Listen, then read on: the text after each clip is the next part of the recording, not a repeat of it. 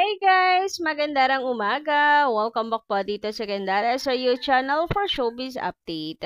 Andito na naman nga po akong muli nagbabalik. Ang nagmamaganda ninyo kachismosang Kim Pao, wala na pong iba si Gandara upang magatid sa inyo ng latest update and fresh happenings patungkol kina Kim Chiu and Paula Avellino. And para nga po sa gabing ito, umagang ito, ang tatalakayin natin at pag-usapan na may kinalaman dito. So, sagot ni Paolo Avellino, medyo naguluhan ng ilan. Anong ibig sabihin niya dito?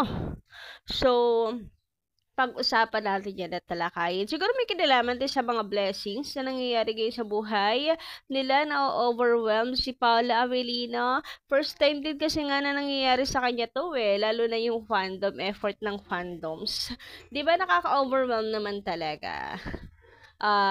Anyway, ayun nga, pag-usapan natin yan. And then, of course, ang love team ng Kim Pao, layag ng layag worldwide at ilan pong mga kaganapan about sa ABS-CBN Ball. Pero bago ang lahat, sa mga hindi pa nakaka-subscribe sa ating channel, pakiclick lang po tayo ng subscribe button. Wala pong bayad yan. Di kagaya nung sa ibang app. Pakiclick lang po ang subscribe button natin at notification bell na nandiyan sa baba para naman kayo po ay ma-notify tuwing may bago tayong chika at balita hinggil po sa Kim Pao. Basta mga balita na may kinalaman kina Kim Chiu and Paula Avellino, sagot na po natin yan. And eto nga, simulan natin ang ating chika about sa gown ni Kimi sa ABS-CBN Ball. So, ano nga ba ang mas magandang dapat sinuot ni Kim Chiu?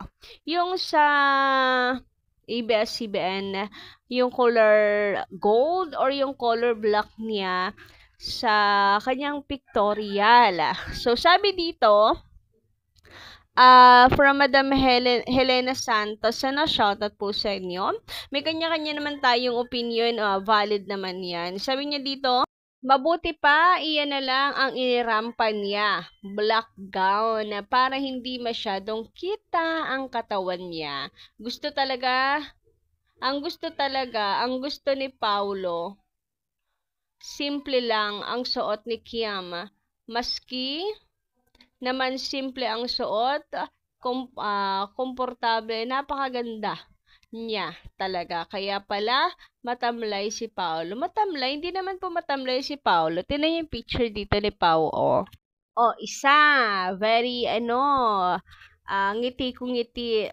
Dalawa. Happy makipag-interview. Sumagot sa interview. Pangatlo, eto, 1, 2, 3, di ba? Ang saya ni Paolo, umaaura din sa pictorial. And number 4, sa interview. Hindi naman matamlay si Paolo Avellino. Baka naman kasi may times lang na nakikita yung seryoso mode na naman si Pao. Sinaniban lang na naman siya ng dating self.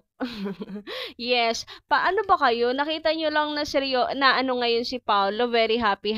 Nakita nyo lang na si Pao, medyo nagbabago na, happy na lagi because of Kim Chiu, umingiti na parate. Parang abnormal na kapag bumalik sa dating self. Hindi, lang talaga, nagiging Paula Avellino na lang siya ulit talaga, hindi na 2.0. Ganun naman talaga, hindi naman lahat 1,001% magbabago. Ibang tao na yun pa nagkaganon.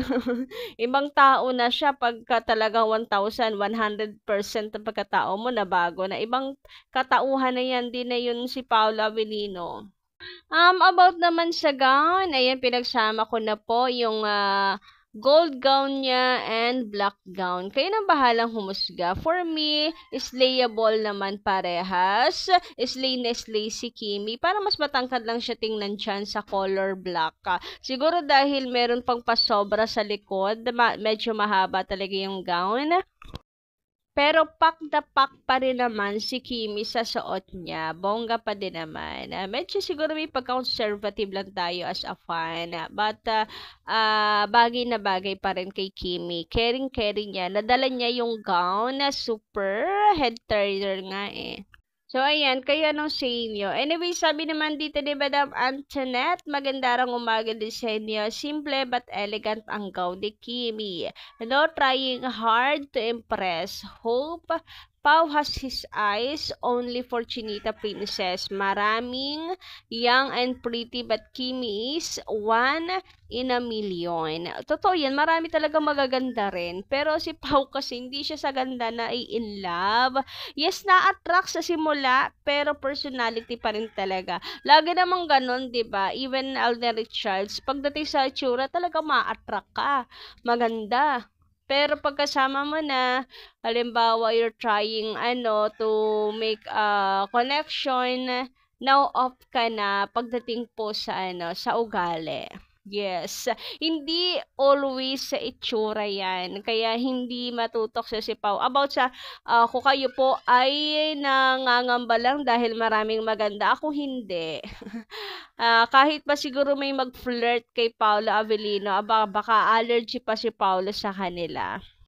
Sabi naman dito from Madam Edita, ayan, magandang umaga rin po sa inyo. Shout out! Hi Miss Gandare, good PM. Napasigaw kami. Akala namin hindi sila pumunta sa ball. Uy, imposible naman. Kasi ang tagal 5:30 pa lang.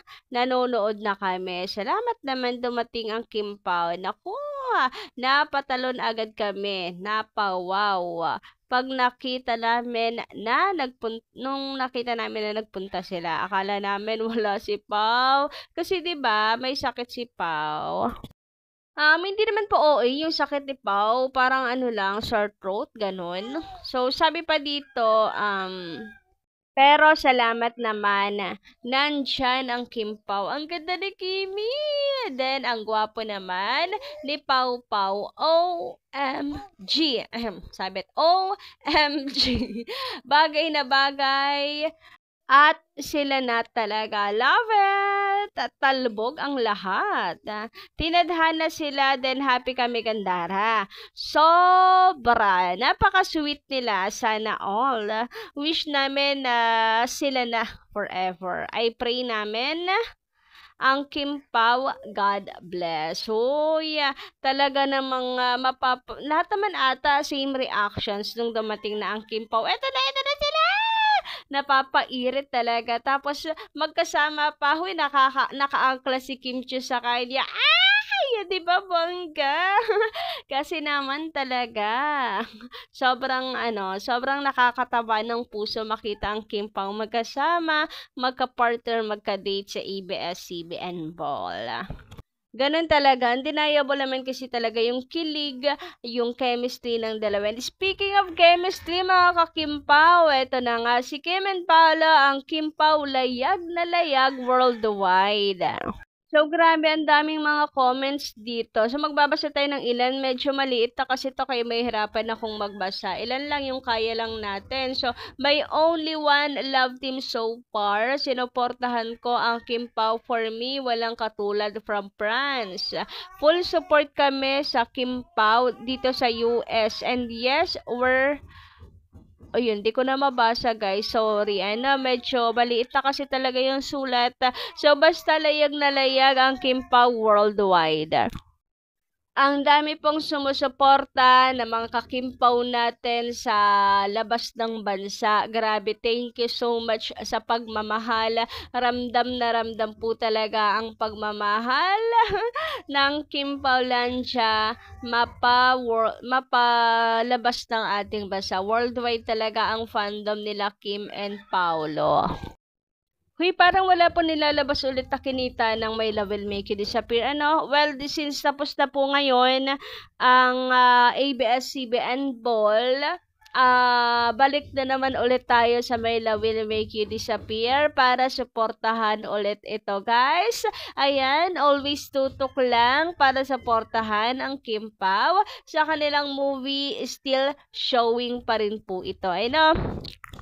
Samantala, dito naman tayo sa sinabi ni Paolo Avellino.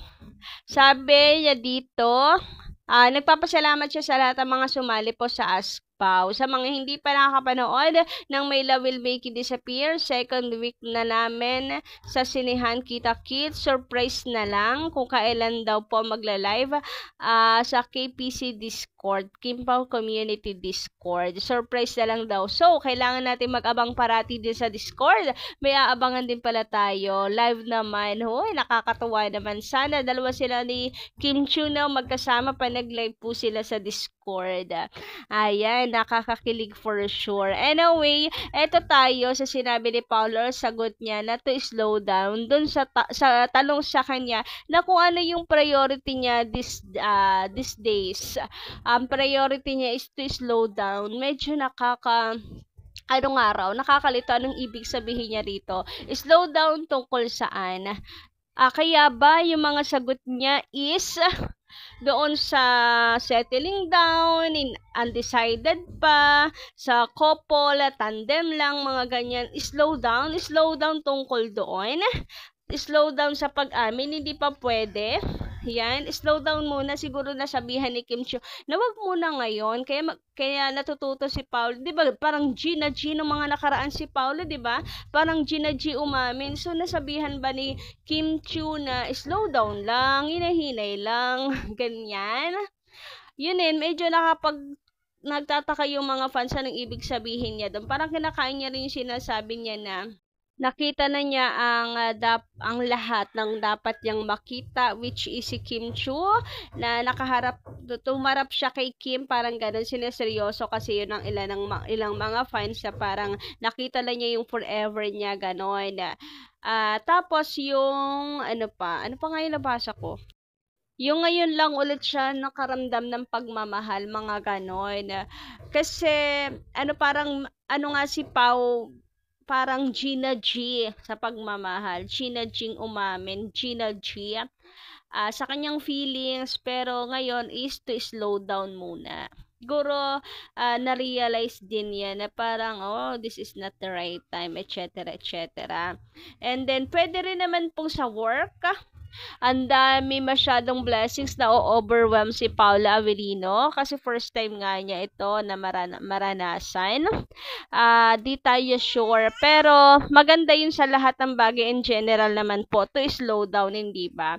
Anyway, hanggang dito lang muna ang ating update. Thank you so much guys sa inyong pakikinig and don't forget to click the subscribe button and notification bell for more updates. Maraming salamat!